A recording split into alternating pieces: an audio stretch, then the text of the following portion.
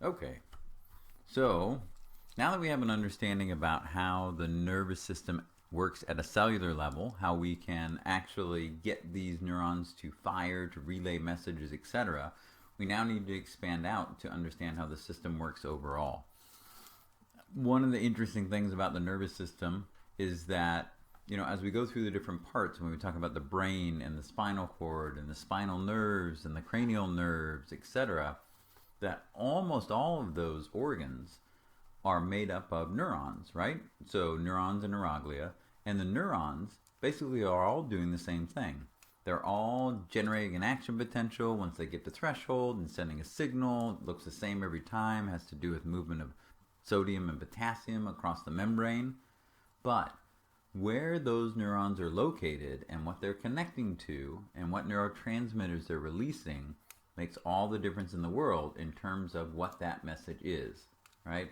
So it could be neurons over here, which actually allow you to speak, neurons back here, which allow you to process and recognize your mother's face, neurons deep inside of here that make you scared of clowns at Halloween time. But if you were to take those neurons out and lay them under the microscope, they might look very similar to one another, and they're doing the same thing. So it's a unique system of how, on a certain level, simplistic it is, not a lot of different cell types, but how very complex it is as well. So we're going to start out with the central nervous system. We're going to start with a tour of the brain and the spinal cord, talking about the different regions and how it's structured and the functions of those regions, etc. And then we'll move out from there. We'll go from central nervous system to peripheral nervous system, talk about the autonomic nervous system, and then wrap up ultimately with the special senses, where we're gathering this information about our bodies, about the world around us, and relaying that information to the nervous system itself. Okay, so when we're starting out and early on in development, we don't have all of these different brain areas necessarily. What you have are these particular brain areas, these what they would call brain vesicles. And so these are developmental areas that then later on specialize and develop into some of the specific brain structures that we know and love.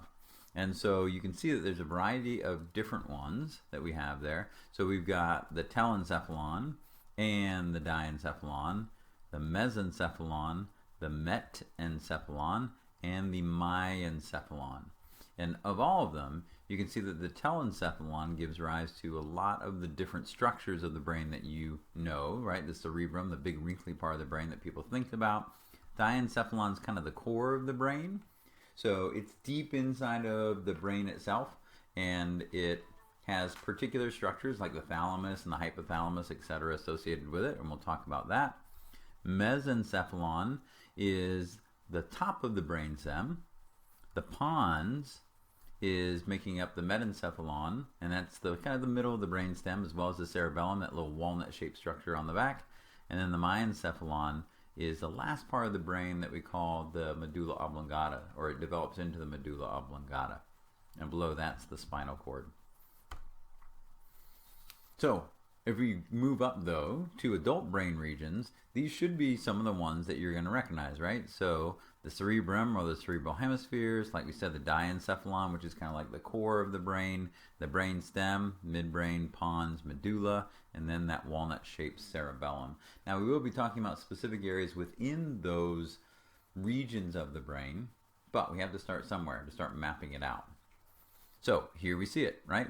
Cerebral hemisphere, the big wrinkly part of the brain, diencephalon in the core, like we see here. Brainstem is seen here in green. So midbrain at the top, pons is kind of anterior bulge, it's right here, and then the medulla, which is slightly thicker than the spinal cord that we see down below. And then there's that walnut-shaped cerebellum towards the posterior and inferior surface. So it's interesting that the cerebrum itself, the biggest part, has the smaller name, and then for the cerebellum, the smaller part has the bigger name. So cerebral, right, that's the adjective, cerebrum is the noun, right? Okay, So before we get into those specific regions of the brain, we will talk some generalities about it. So you've heard of the gray matter and the white matter. We've mentioned it previously. And so remember that the gray matter is where we have our non-myelinated neurons as well as the cell bodies, right? Because cell bodies aren't going to be myelinated. The white matter is where we have myelinated and maybe even some non-myelinated axons. But remember, the myelin is a lipid-based material that insulates the axons and it gives it that white coloration. Now, the interesting thing is when we look inside of these central nervous system structures, we see patterns, organization of the gray matter and the white matter. When we look at the spinal cord, so we're looking at a cross-section of the spinal cord, we can see that there is kind of a butterfly or H-shaped pattern inside of it like that. And so we see the gray matter on the inside and the white matter on the outside. Remember, the white matter, where we have myelinated axons, that's where our messages are going to be going very quickly due to that insulation. So we get very quick movements up and down the spinal cord using that white matter on the outside. And then the butterfly-shaped gray matter on the inside is really for kind of cross-communication. If we need to relay a signal to an interneuron or something like that, or go from one side of the spinal cord to the other short distances, then we can do so with unmyelinated fibers instead. Now, as we get up towards the brain and we start looking at some of the cerebellum and the brainstem and places like that, we also see that there's white matter with islands of gray matter in it. And then as we continue and we look at the cerebrum itself, the pattern switches. Now we have gray matter towards the surface, more superficial, and now we have white matter, more deep. And to a certain extent that makes sense because remember, this information is coming up from the spinal cord and it's going out to different areas of the brain for processing. So we want it to be very quickly moving in the inside of the brain, like a quick elevator, but then once we get to the cerebral cortex along the outside there, along the superficial surface, that's where we're really going to be processing that information.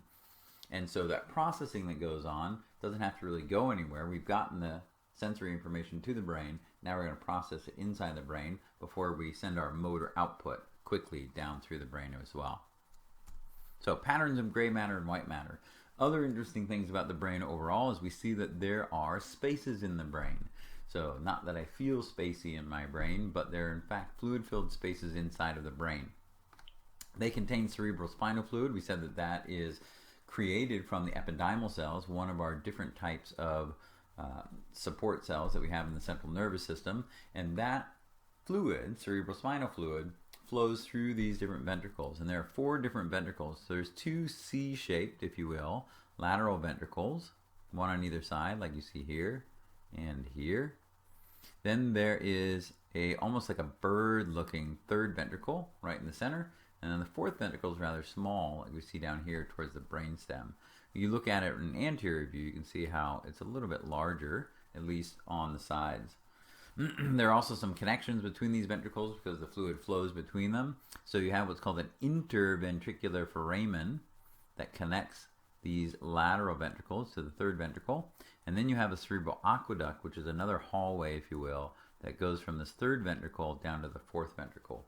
So all connected, all flowing. Now, once it exits the fourth ventricle, it's got some options. It can go up on top of the brain. It can go down through the spinal cord, through what's called the central canal, or it can actually go around the spinal cord as well. So this cerebral spinal fluid is kind of a cushioning fluid, so that the brain and the spinal cord have this cushion between it and the membranes, between it and the bones, etc. Because there's these different membranes that are called meninges that cover the brain as well. And so that helps, but having this fluid there is another good layer of cushion. So this figure here just goes through some of that circulation like I was talking about, right? Lateral ventricles to the third ventricle, to the fourth ventricle, to the subarachnoid space, which is around the brain and the spinal cord, and then ultimately up on top of the brain in what's called a dural sinus. So if we look at an anterior view, you can see a dural and subdural sinus. This is called the superior sagittal sinus that exists between those 2 cerebral hemispheres right there. So ultimately, after it goes down around the spinal cord and it goes around the brain and through the ventricles, it ends up at the superior sagittal sinus, and that's where it gets reabsorbed back into the bloodstream. So it's kind of the recycling area. So you get about a 20 milliliters per hour reabsorption rate, but that's also about the same as the production rate, so that you have a fairly constant amount of this cushioning fluid. Now, if somehow that fluid is not flowing properly, or if there's an imbalance between the production rate and the reabsorption rate, then you might run low, or you might run high volume, high pressure, etc. It can be very bad on the nervous tissues. So this can lead to hydrocephalus, right? So this is where you're talking about water on the brain. And so hydrocephalus in kids and whatever, it can actually cause their brain to expand, cause their different cranial bones to expand because they're not fully fused at the sutures, etc. But in an adult, it just drives up the pressure, and it can start to squeeze the brain and affect brain function. So my dad actually had a case of hydrocephalus, and what they did is they put, as it indicates here, a little drain that shunts that extra cerebral spinal fluid down to the abdomen. Basically, it would go down to the stomach, and then it would recycle the fluid that way. And interestingly enough, they also put a valve in it. So there was a valve on the posterior side, posterior lateral side, that had a magnet inside of it. And so the valve would adjust the flow rate of what it would be taking from the cerebral spinal fluid and routing down to the stomach. And if they needed to, they could take a magnet on the outside and adjust that valve using the magnet on the inside to increase or decrease that. I always thought that was kind of cool. Okay, so talk about fluids with the brain, cerebral spinal fluid in these different chambers, these ventricles. There's also a very large blood supply to the vein, not only to give the fluid for the cerebral spinal fluid, but also to deliver the oxygen and the glucose needs for this very highly active tissue. So, in fact, if you're deprived of just 4 minutes of oxygen, it can lead to permanent cell death. Now, generally, there's what's called the blood-brain barrier, which helps to protect the brain. Remember, we have these microglia, which are the immune system or the defenses of the nervous system, because it's kind of insulated from the rest of the body. So there are certain things that can get through it. Things like alcohol, oddly enough, and anesthetics. But to a certain extent, it's, like we said, separated and protected. But interestingly enough, they've only recently, within the last few years, discovered a full lymphatic network that goes around the brain as well. And the lymphatic system is an extra fluid system where it picks up excess fluids from tissues. It has defensive cells there to help get rid of bacteria or pathogens that it finds, etc. They didn't think that the lymphatic system had any access to it, and now they've just discovered that. So it's, always new something under the sun, right? It's not that we know everything. There's constantly new discoveries that are coming to light. Okay, so let's continue on in terms of our tour. So we're looking inside the brain at the ventricles. We were talking a bit about some of the protective structures. Even when we were looking at this one, remember how I was talking about those meninges? So we see them right here.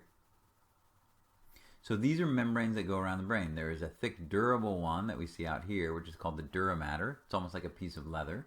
There is a middle layer that we see through here, which is called the arachnoid mater, because you can see it has these little spider-like leg extensions that are extending out like this. This is where we tend to reabsorb that cerebral spinal fluid. So that's the arachnoid mater. And then there's a pia mater that's right on the surface of the brain.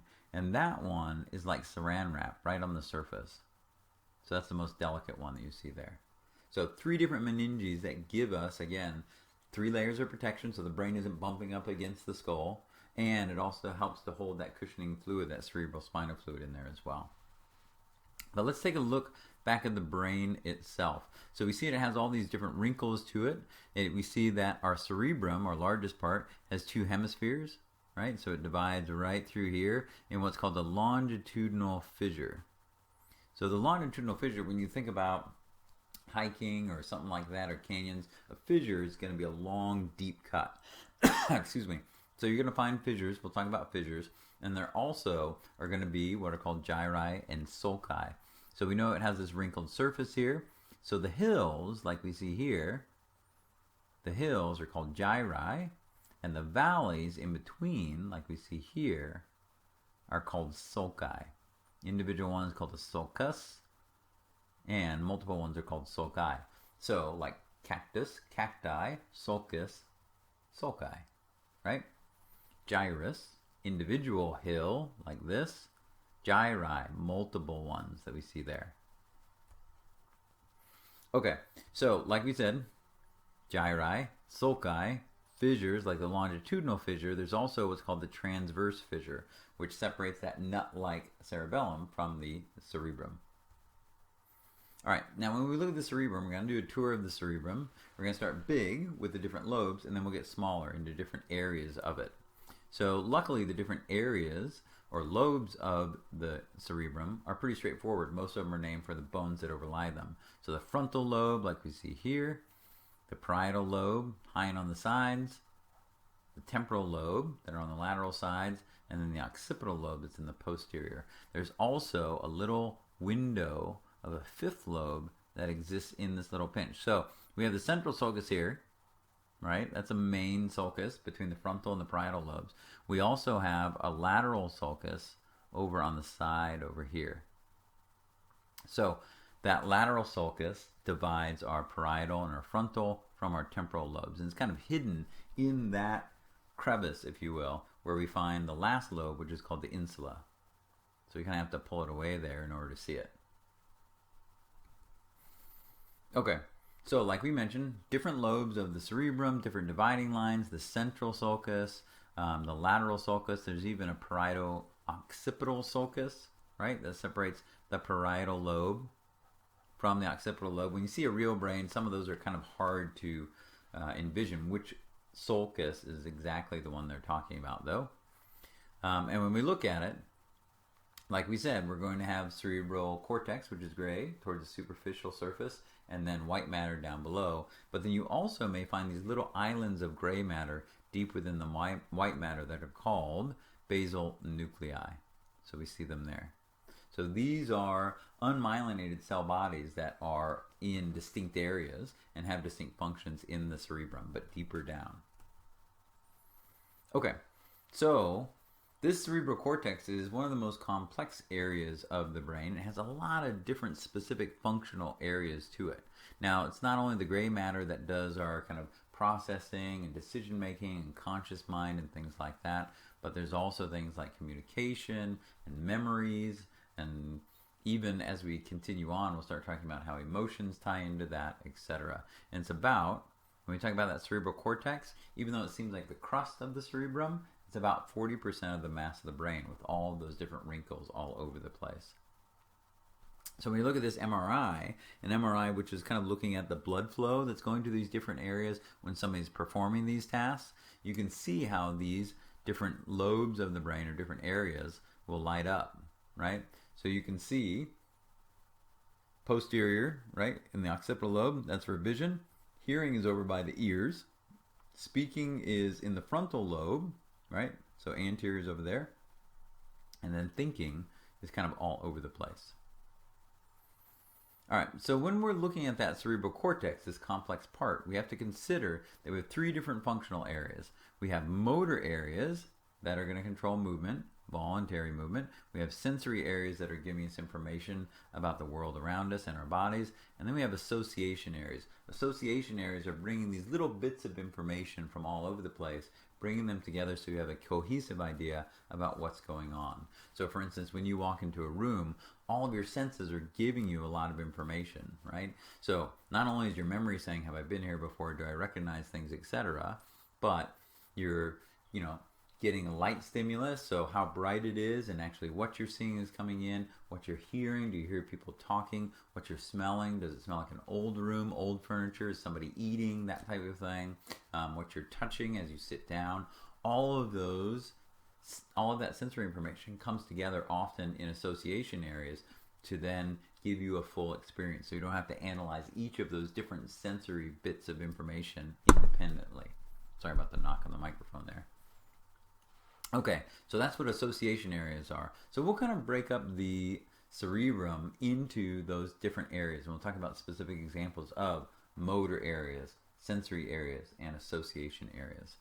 One of the other interesting things about the cerebrum is that it has this what's called contralateral or opposite control of the opposite side of the body. So you always hear about right side of the brain controls the left side of the body. So that definitely occurs when we're talking about the cerebral hemispheres. We also find that there's specialization of each hemisphere. Even though we have, right, 2 parietal lobes and 2 temporal lobes and an occipital lobe and a frontal lobe and the insula, they're not exactly the same on both sides. So they're not totally redundant. Once one area starts handling a particular job like speaking, generally the mirror image, the other area on the other side, is free to do something else. So we do have specialization between the 2 hemispheres. And this thing that we call conscious behavior, right? This voluntary behavior that's going to be based on your prior experiences and, kind of how you evaluate what's going on, involves almost all of these areas all together that we'll find. Okay, so for right now, what we're going to do is we're going to stop there because we have the general layout of the central nervous system, mainly focusing on the brain at this point. We'll get to the spinal cord. And now what we're going to start doing in our next segment is start looking at these specific functional areas. Where are they located? What do they do? It's not going to look that different. We may be able to tag them according to, is it part of the frontal lobe or the parietal lobe or the temporal lobe? But other than that, it's just going to look like wrinkled raisin, right?